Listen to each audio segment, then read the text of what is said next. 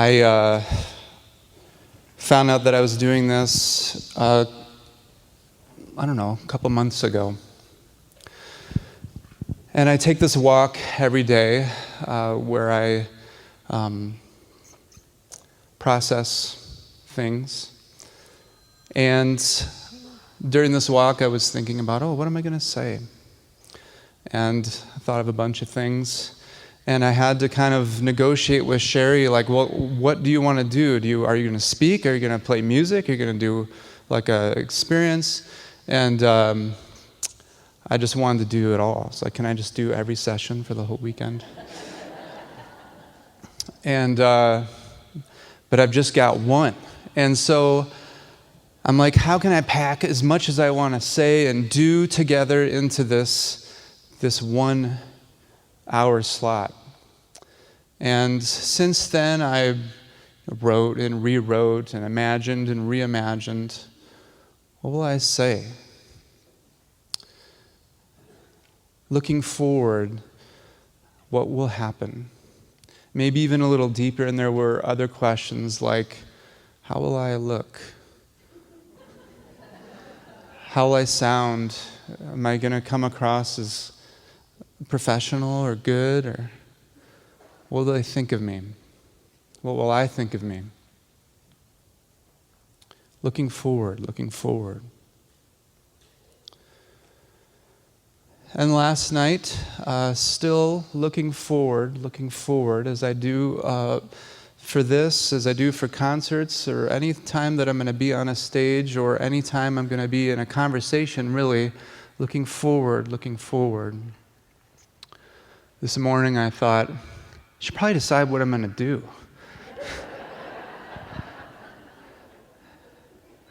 And I thought I knew what I was going to do on the plane on the way here. I wrote it down. And then I thought I knew what I was going to do when I scratched that out and wrote it anew again. And even last night, rewrote it again. And I do this every single time. And at some point, I'll just stop trying to plan it. But maybe. This morning, I went on a run, and I thought, what am I going to say or do? And as I sit here right now, I'm thinking,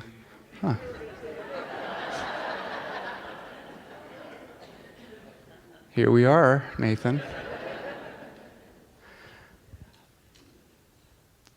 Always looking forward.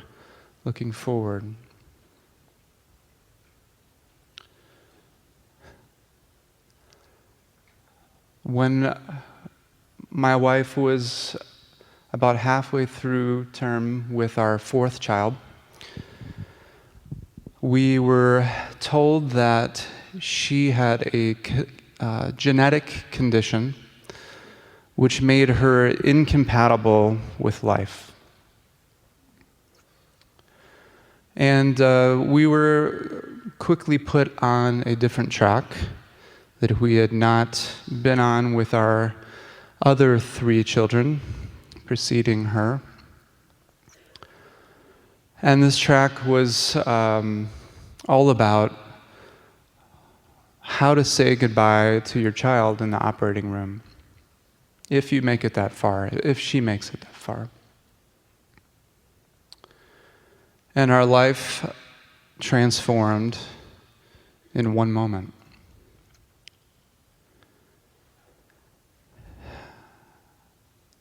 And the first thing that I did after my wife called me and told me was I hung up the phone, and I immediately got back to the work that I was doing before she called. It's like, how do I make money? Something else. And then eventually, when my mind was able to focus on what this meant, started asking the question, what's going to happen? And my mind was thinking about maybe I should get on the internet, find out what this disease is. Maybe there's something we can do. And We went to many, many doctor's visits and heard all about this condition. Heard all about how this condition made our daughter incompatible with life. And we were doing a lot of looking forward. What's going to happen? What's going to happen? And the answer kept being the same answer. We don't know. You don't get to know.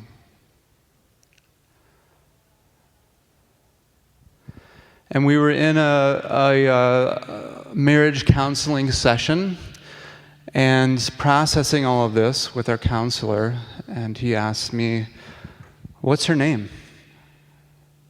And I realized in this moment, this was months after we got the news, maybe a month or two before she was to be born, we hadn't named her. And I realized that I didn't really want to name her because I knew what that would mean. It would hurt that much more.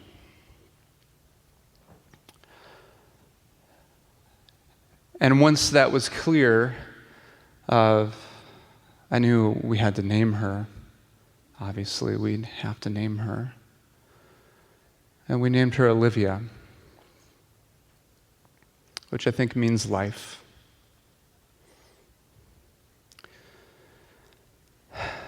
And we continued to go to these doctor's visits, which were very, very often. We got to see sonograms of Olivia, 10 times more sonograms than we saw of our other children. And as we looked at these sonograms of Olivia moving, we would be listening to the doctors telling us about how she was going to die, how she was incompatible with life. And at one point, I realized this might be it. This might be my daughter's entire life. I realized she's moving. She's kicking. I can see her kicking. My wife can feel her kicking. She's here right now. She's alive. And even though the signals coming in are, here's how she's going to die, here's what's going to happen, the signals coming from my immediate surroundings, from my environment, from the reality, not the talk, but the reality, were saying, I'm here. I'm alive. Here I am. As you talk about how I'm going to die, I'm here. I'm alive. And I realized, just like with naming Olivia, this was our chance to be with her while she was alive. And so these sonogram visits became our chance to know our daughter. And I started to reframe her life in my mind. Maybe this life ends at what I used to call day one. This is what we have, and that's her finish line. Maybe. That's what they're telling me. So we got to know her. She was weird. She had different features. Even in the sonograms, we could see, like, she's a little weird. She was very active, very strong. Olivia. She was living. This person who was incompatible with life was very much alive, despite the messages coming in from doctors who were doing their job. There was nothing wrong with that, but we were beginning to pick up on a different message.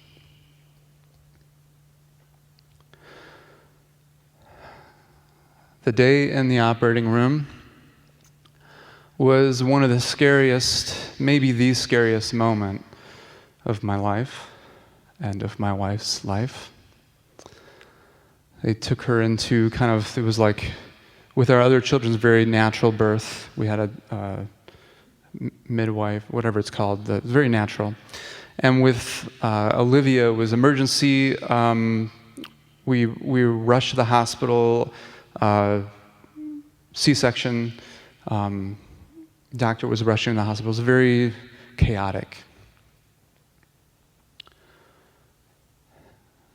And my wife was taken away to get numbed up, and then we met in the operating room. And at this point, it's complete, blur. It's just like a dream. I don't know even what's happening. And I'm sure for my wife, it was even more so. And she was numb from the neck down. And Olivia, surprisingly to us, was born alive.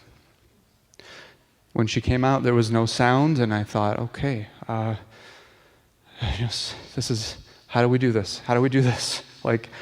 They told me someone would be here with a basket to take her when we're done. What? How do we do this? Just terrified. But I had begun to learn, if I don't want to miss this, I have to be here.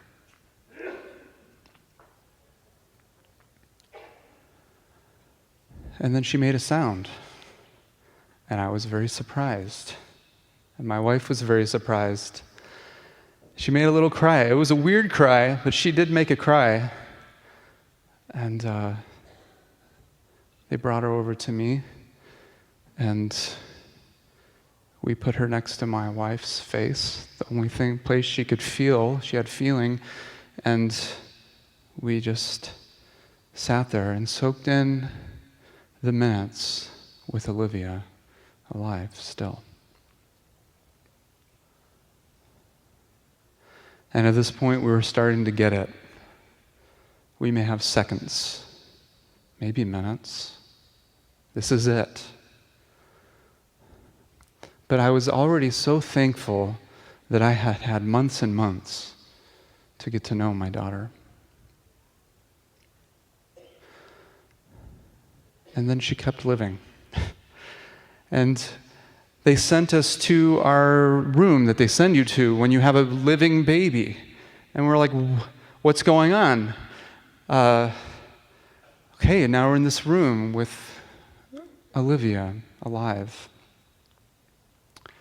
And within minutes of going to this room, she got spooked by something.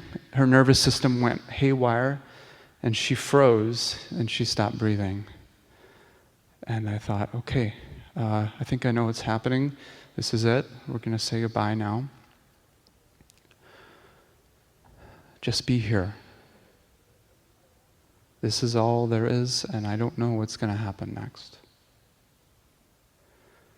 She turned white, and we said goodbye. And then she turned red, took a huge gasp, and screamed. And I was like, what's happening? That's it. I can't do this anymore. And she did that many, many times for the rest of that day and that night. And a couple days later of this happening, they sent us home with Olivia. We didn't have a crib set up. We're not ready for this. This is not the track that we were on. But we're here, and so is she.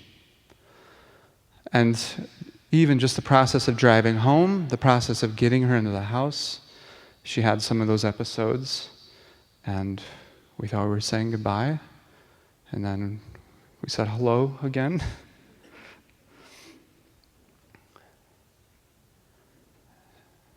And Olivia was like, "Hey, I'm here. I'm here." And my mind is going crazy thinking like, somewhere in there, in the back of my mind is like, you gotta look up this disease. Like, how old do kids get? Like, are we talking 15 years of this? Because I can't do this another day. What's gonna happen?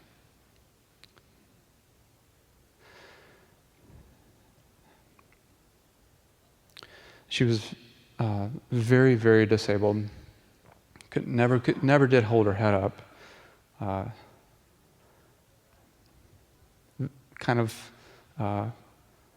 She looked weird too. She didn't just sound weird or act weird. She was a funny looking little girl. Just perfect. And she kept calling me back. "Hey, I am here. This is where I am." And my mind kept going to her death. Like, well, when's the death going to happen? When's the end? What am I going to say at her funeral? What's going to happen? After several months of this, I started to become very tired. And I reached a fork in the road where I knew that either I was going to spend the tiny bit of energy that I had thinking about the future, or I could spend it being here with my daughter. And here, as wonderful as it was that Olivia was there, was hell. We had 3 other kids. We were sleeping. So another aspect to this is Olivia didn't sleep almost at all. So we would try to take shifts, but we were always scared that we were going to miss her death at the night because the nights were the worst. And so we slept for maybe 1, sometimes 0 hours a night, where we'd be holding her all night. We had to hold her skin to skin so that her temperature didn't fluctuate. Her nervous system just couldn't take any shock of any kind, almost any stimulus. We had 3 kids, so that was challenging. And so we weren't sleeping. I remember my birthday, which was her 1-week birthday,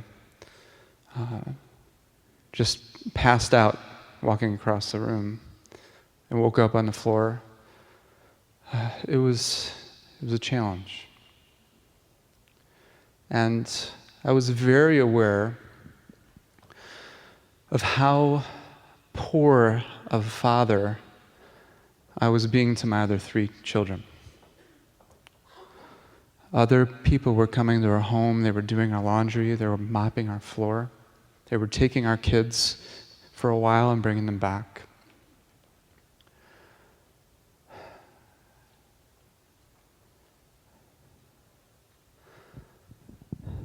And then there's money. What about work? What about all that?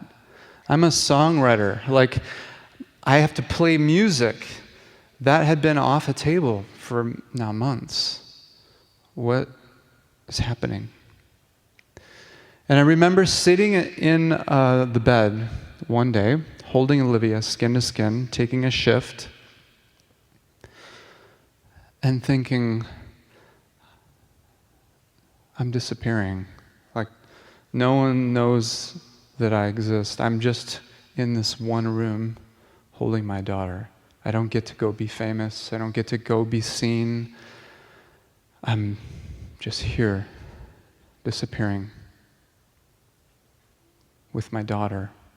We're both gonna die and disappear.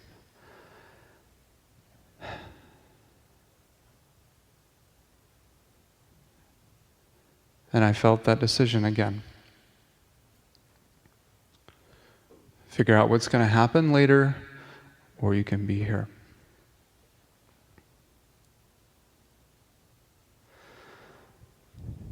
Olivia became a gravitational force for me, for my wife, for our family, for our community. An invitation to be here. Olivia, my daughter, who was incompatible with life, taught me how to live. Life doesn't exist in the future. It no longer exists in the past. It's only here. And now that here is gone, and here's another one. And I have spent my entire life living in the future, which isn't alive. We're living in the past, which is no longer here. So I'm so thankful to my daughter for teaching me to live. I thought that I was holding this posture of being here and nowhere else, now and no time else, in order to not miss her life.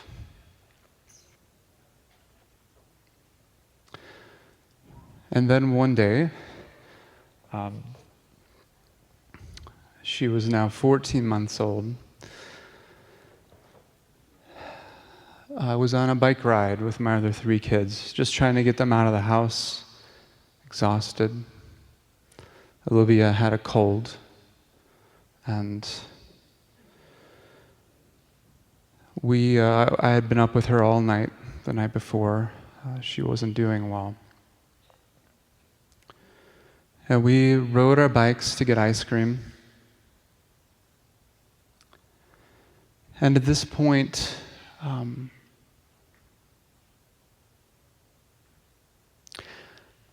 I'd really cultivated a posture of rest.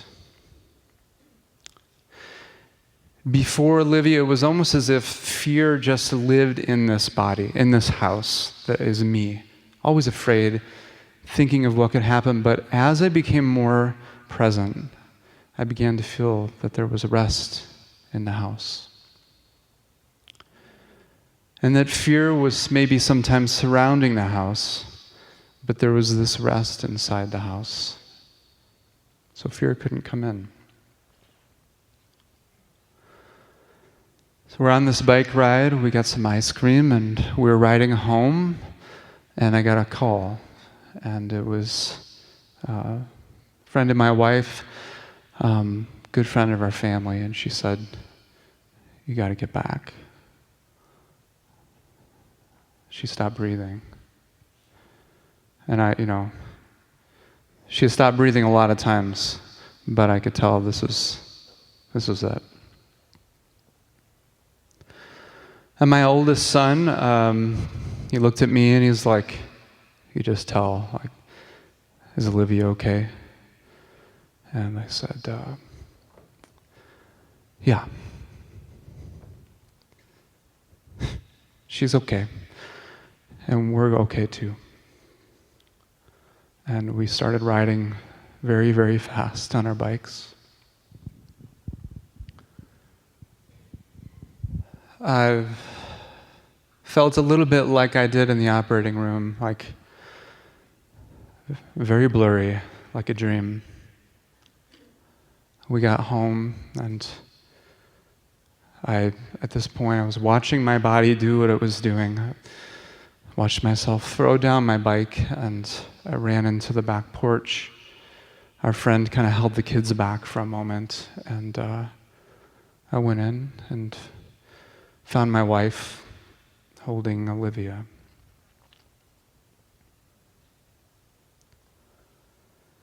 And a flood of pain, as everyone in this room has felt, came rushing in. along with these other things. And I held my wife with Olivia in between us, and I hugged her. And the only thing that I said, that I could think to say, I didn't even think to say it, but I heard it come out of my mouth, was, "We did it. We did it." I really don't think I could have done another day. Maybe Olivia knew it too. We couldn't do another day, and we didn't have to. We did it. I did not miss my daughter's life. I was there for her life, every moment of it.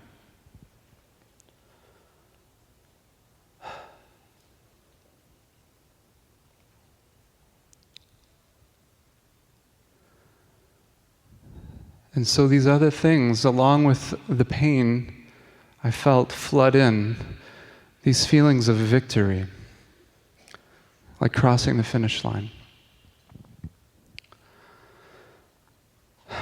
were very confusing to me.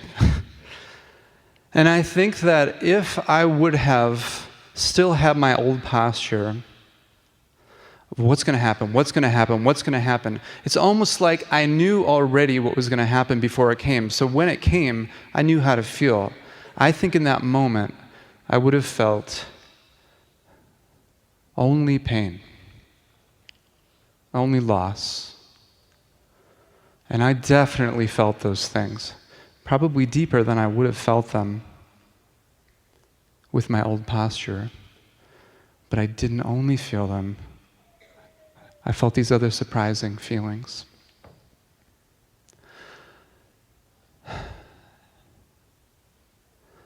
And then the period after her passing came. And I wondered, well, there was this little window, and I'm wondering how many people in this room had this experience. It may be because of our particular configuration, but there was this moment between her life, but knowing she was going to die, and the grief journey. This moment where it was like, that fear was surrounding the house. And then after she passed away, it was like fear just like turned around and walked away. And there was like this clearing of the sky, the clouds, and I felt peace and rest like I'd never felt in my life. I remember going on a run that morning after her passing, and just feeling unafraid. Very sad, but not afraid. Even the night before, that basket did end up coming, and the night before they took her away, and we looked at each other, my wife and I, and we looked at our 3 kids, and we're like, what do you do at this point? So we played a board game. And we laughed and cried and laughed and cried and laughed and cried and laughed, cried.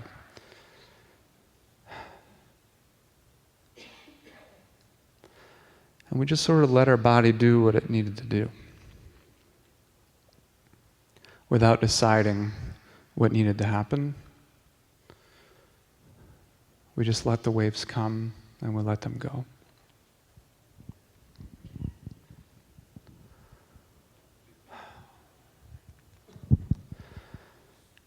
The months after Olivia's passing, the years after Olivia's passing, were the darkest time. I thought I was going insane. I found myself in our garage trying to practice music, writing, and would just fly into a rage and start picking up bikes and throwing them. And I knew my neighbors could hear me screaming in the garage. Marriage was impossible. I was sure we were not going to make it. I wasn't sure I was going to make it.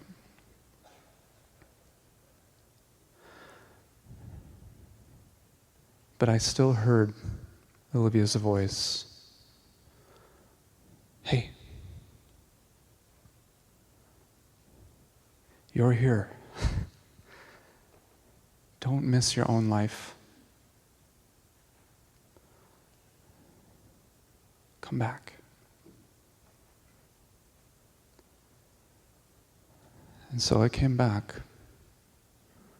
And instead of trying to not feel grief, or not feel rage, or not feel things I didn't want to feel, I decided to just be here. And I found that here was never quite as bad or impossible as thinking ahead. It's never quite as painful as thinking back. There was a lot of pain.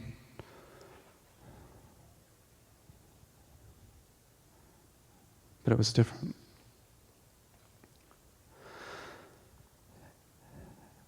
And I still feel that invitation now. I am slightly more functional, maybe, than I was, no, definitely, than when I was the first couple of years after Olivia's passing. I think it's been like 6-7 years now. It took me a while to feel like I could brush my teeth. I mean, like a while. Like years. And I had people around me like expecting, like, when are you gonna be normal again? Are you gonna write music again? When are you gonna do this? When are you gonna do that?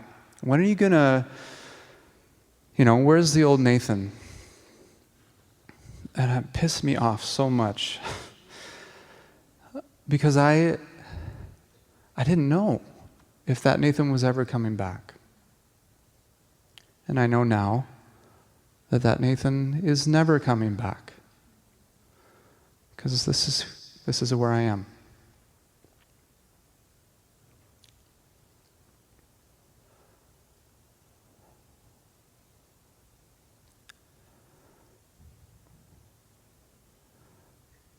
Now I want to extend the invitation.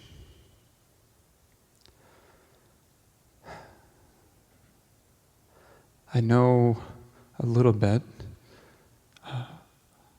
about the weight that all of you are feeling on your body. I know a little bit about the fear that pushes us to the future or to the past. And I want to just extend an invitation to you to be here. And I want to take this out of the theoretical, philosophical. I'm talking to your body right now. And so I'm going to invite you to do something with me that will not be weird, and you don't have to move even. So no one has to know what you're doing, which means that you have the freedom to step into this as much or as little as your heart tells you is safe for you. And you will know. But I want us all to turn our attention to our breath.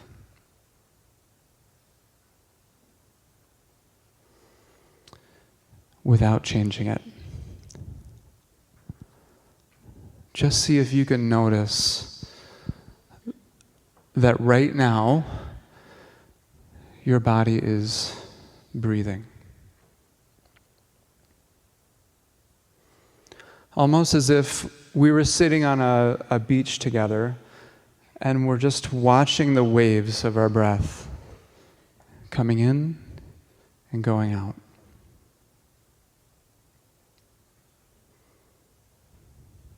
Just watching.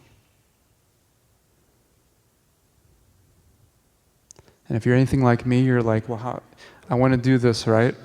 What do I do? Like, should I make it go deep, or should I hold it? Or so as one of these breaths come in, I'll give you something to do.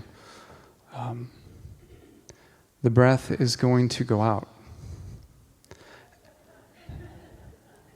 After the breath goes out, one of these times, almost as if your hands are on the steering wheel of breathing, the breath goes all the way out. There's going to be this moment where you're going to know, I'm going to breathe in at this point. When you get to that moment, just let go. And I say just let go like that's easy, but it's actually very difficult.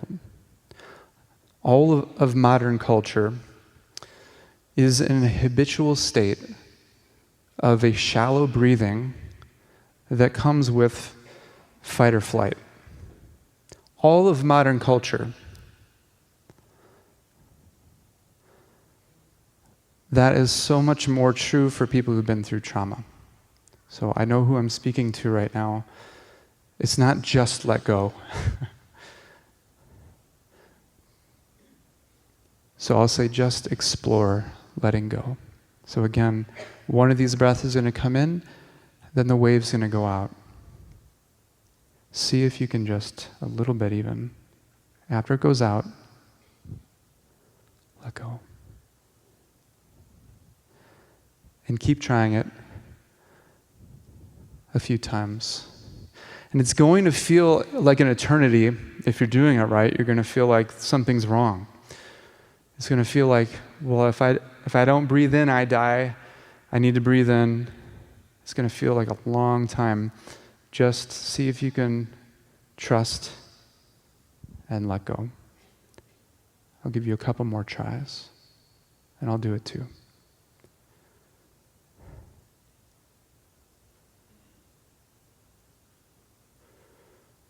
Yeah, and for me on the stage, I can feel right now, I haven't registered it, and now I'm registering it. I'm in a little bit of a acute fight or flight because I'm on stage. That makes sense. And so I let it, I waited and it didn't come. And I'm like, oh, I'm going to die on stage. This is going to ruin my point completely. It came in. And then I'm going to invite you to try this. The breath is going to come in, and at some point, your lungs will be full, and you're going to go, oh, I'm going to breathe out at some point here.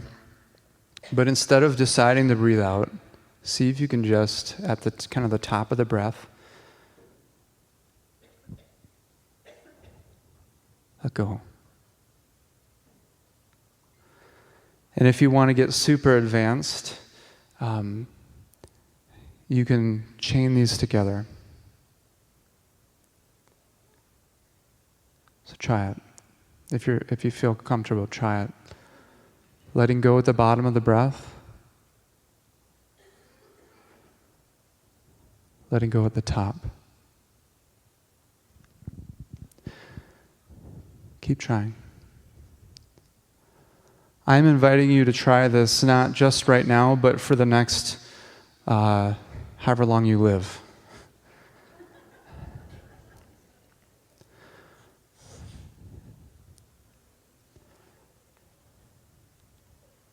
And as you try it, I'm going to direct your attention to a couple things that are happening right now for us in this room.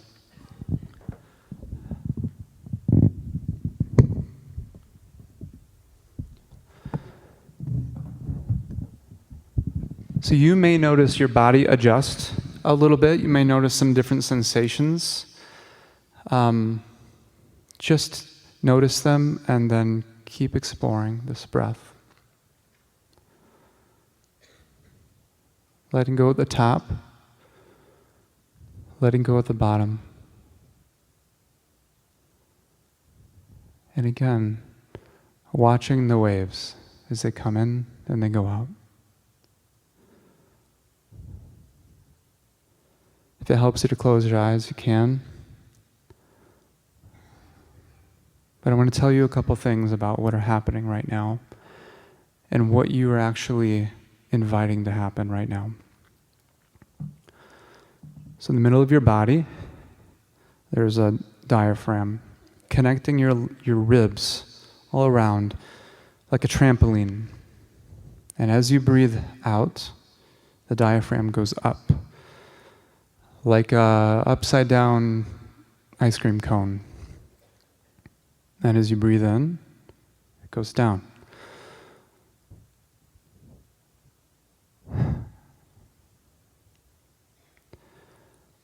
In our culture, the breathing looks more like this.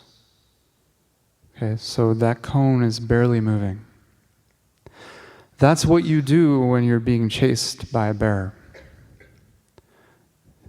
You don't want to be heard. You just need to get out.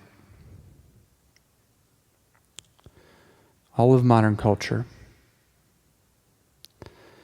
even while we sleep, is habitually stuck.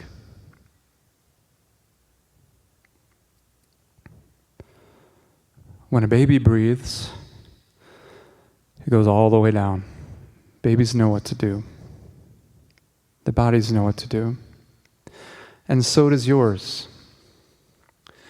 But it takes a lot of unlearning, a lot of letting go to invite our body to return to a natural state of breathing. So keep coming back. See if you can let go at the top, let go at the bottom, watch the waves.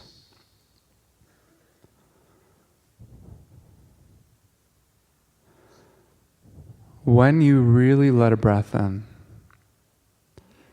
you'll notice your belly moves. Breathing, people call this deep breathing or belly breathing. It almost feels as though the air is going into your belly or even into your legs. If you don't experience this now, you will at some point if you keep exploring this. It's not bad that you don't experience it now. But you may at some point experience that your belly moves. The reason your belly moves is not because air goes into your belly. That's not possible. It goes into your lungs, and the diaphragm only goes down halfway. But what happens is the diaphragm, when it goes down all the way, it displaces your organs, giving them a very gentle massage. And this gentle massage heals disease, prevents disease. It literally heals your vital organs.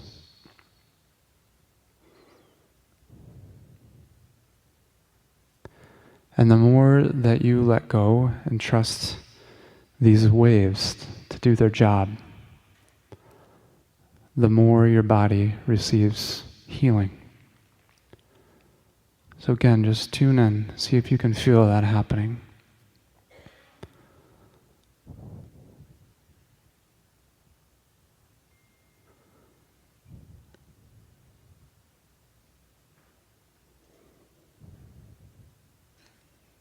And I want to point to a very specific aspect of this exercise.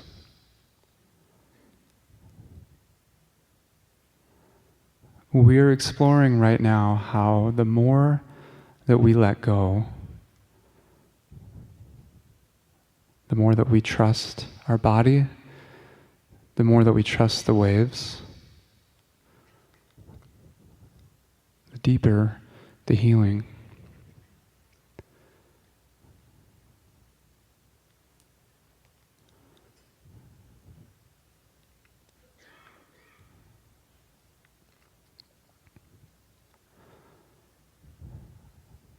but I want to try. I want to work hard. Well, you don't have to.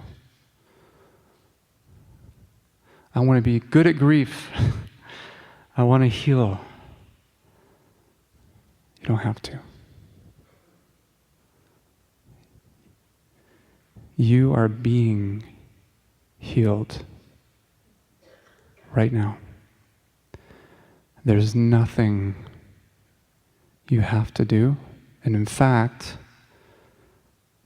the less effort you give it, the more you trust the process, the deeper the healing will go.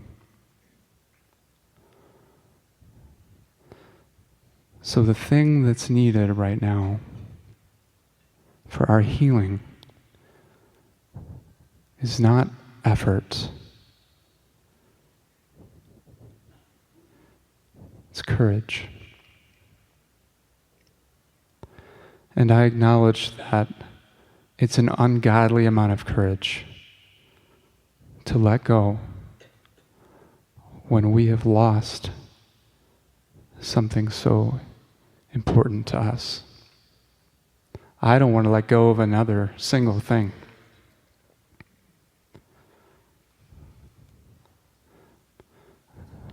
But we never had what we had by holding on. Not the most important things. We can hold on to the future. We can hold on to the past. We can only receive in the present.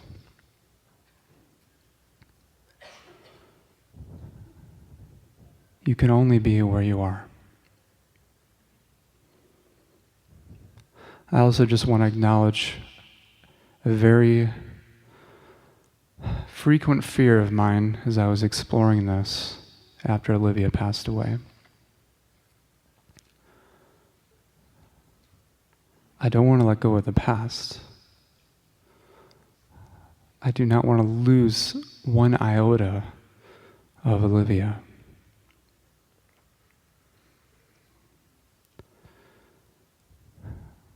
And that fear is based in a belief that Olivia is in the past.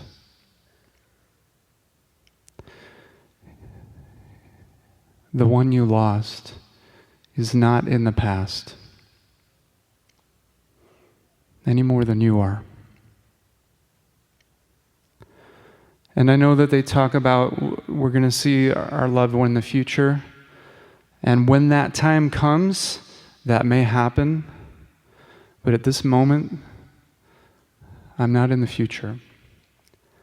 The future has not existed yet. Life is here. And the closest I can possibly be to Olivia is here, still. I knew that was true when she was physically alive. I'm choosing to believe this is my closest point of contact still. And I can sort of hear her still inviting me back. Hey.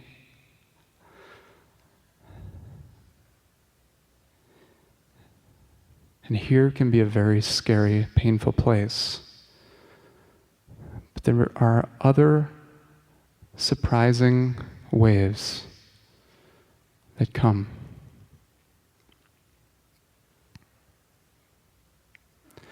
So we're sitting here on this beach, and I've got probably 12 more hours of things that I'd like to take us through. I know that my time has got to be up by now. It's got to be close. This is not really what I planned at all. I haven't even started what I planned. This is none of them. But I want to bring our attention to one more thing. As we're sitting on this beach, and these waves are all different. Usually surprising. None of them can be controlled. Have you ever tried to control a wave? Controlling our breath, controlling the waves of grief. Similarly, fruitless. All that creates is tension, stress,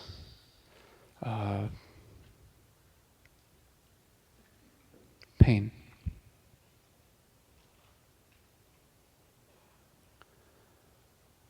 I want you to notice as we're looking at these waves, and maybe for this part, I'm going to ask you to close your eyes, just so we don't cheat.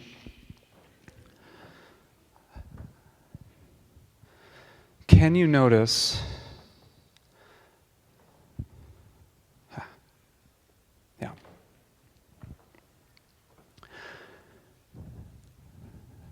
That as you sit on this beach,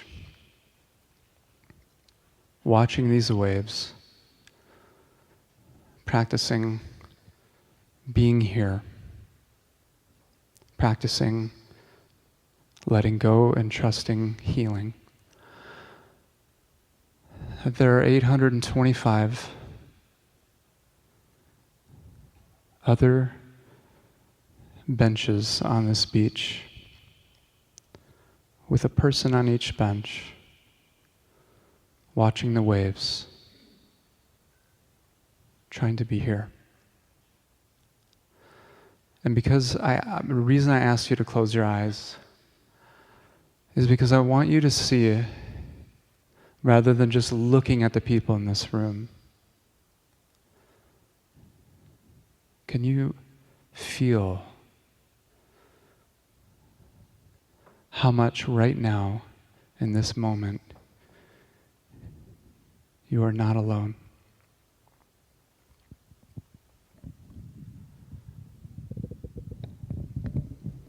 And I've got 10 minutes, so I'm surprised. I thought it was going to be late, but I'm going to give you a couple of those, maybe one or two of those minutes to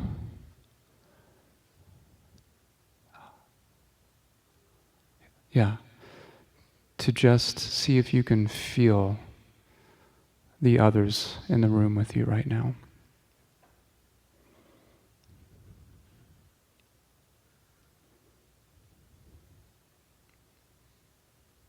Can you feel that you are literally, very literally, not alone?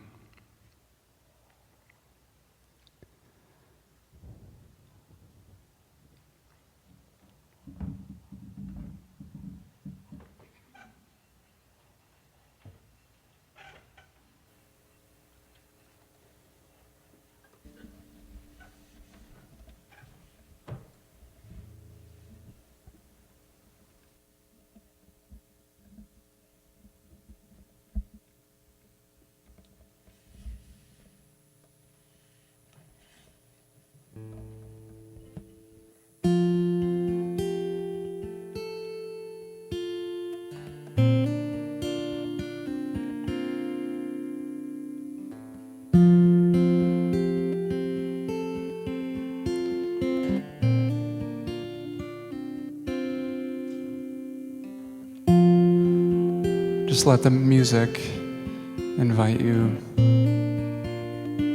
more into where you're sitting right now.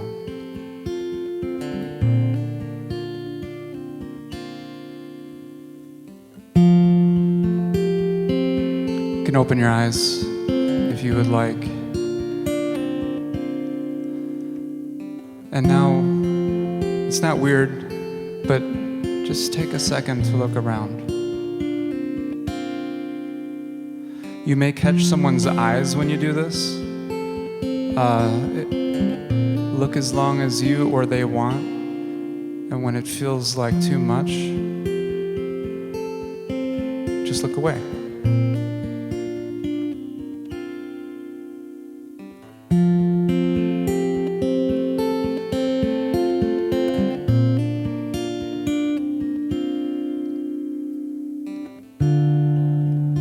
Who'd have known this is where we'd be. Broke down, torn apart.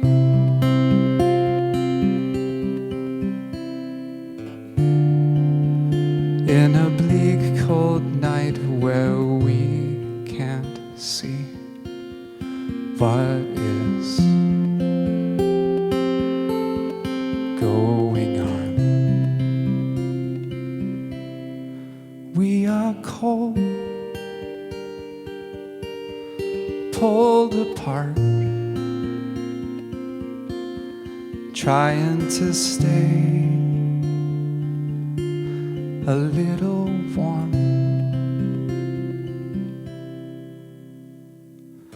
A mask is not a mask if we don't cover up our eyes. When our hands are tied behind our backs through never-ending nights, our eyes can still say everything, like you are not alone. I am here. I am here with you now till the morning comes. Close your eyes. I am here with you tonight.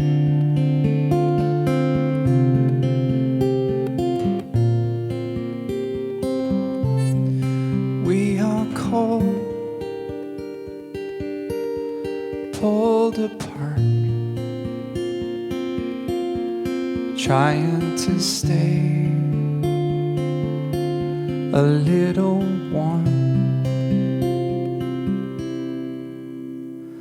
But a mask is not a mask if we don't cover up our eyes.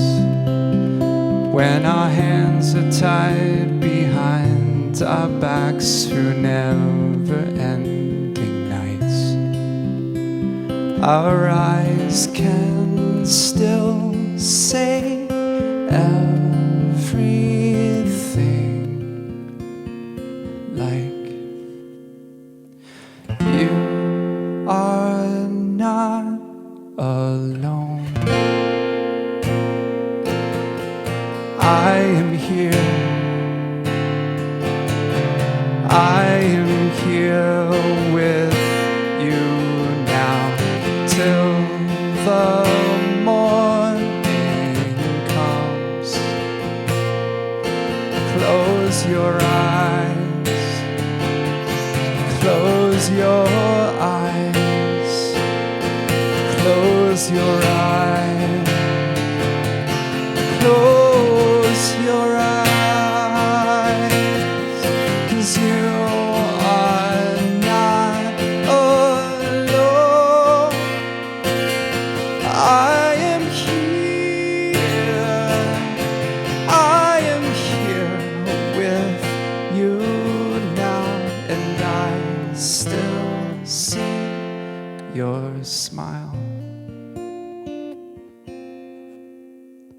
And I still see your smile. It's in your eyes.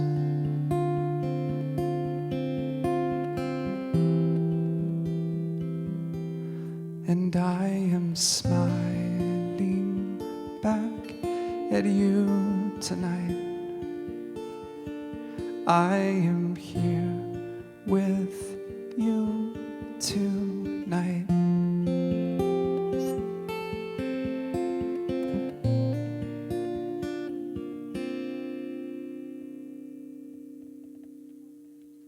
Thank you.